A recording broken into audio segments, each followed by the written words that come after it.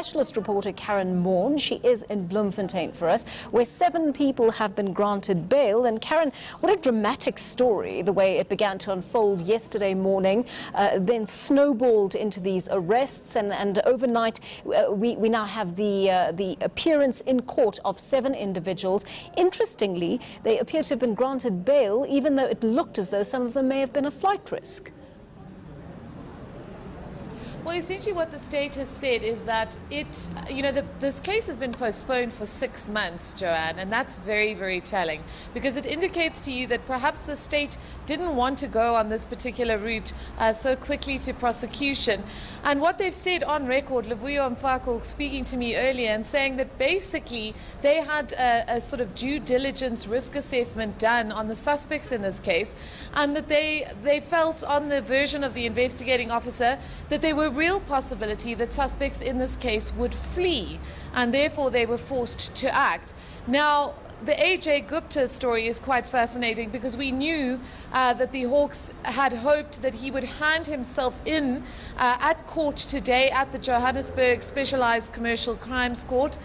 He reneged on that promise, and the Hawks spokesperson taking the extraordinary step to go on record and say AJ Gupta is a wanted man, and there are now search parties out looking for him. Of course, this is the same individual who once proudly furnished the internet with pictures of himself and Jacob Zuma, now on the outskirts, essentially on the run from authorities, and facing the very real prospect that if he is arrested sooner rather than later, the state will oppose bail on the basis of his current conduct in this matter.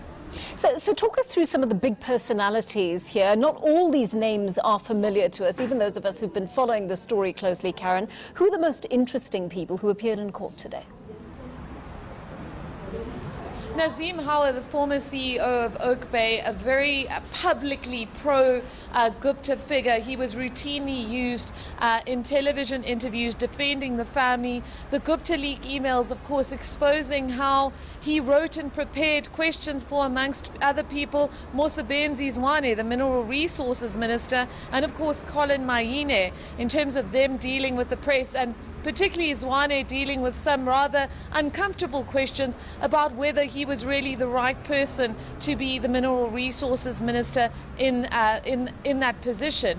Of course, Nazim Hauer in court today, he had handed himself over to the authorities, saying that he did not believe that there was a strong case against him, that he would be acquitted, and that simply the case against him was baseless. That was a refrain that was picked up by his replacement, the current acting Oak Bay CEO, Ronica Raghavan, who also was in court today. Of course, Peter Tabete, the head of department for the Department of Agriculture, working under Mosebenzi Zwane, who was then the MEC for Agriculture when the Estina project got underway, also in court.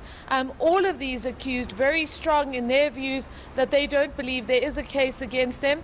But as Luvuyo Mfako, the NPA spokesperson, told me, have you ever been to a court case where the accused have admitted that there is in fact strong evidence against them? But certainly presenting a united front.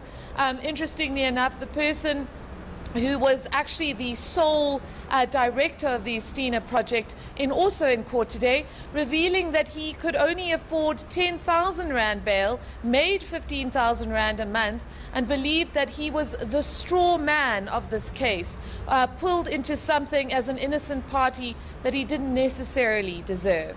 Very interesting arguments being put forward there. Karen Maughn live to us from Bloemfontein, where that bail hearing took place earlier today.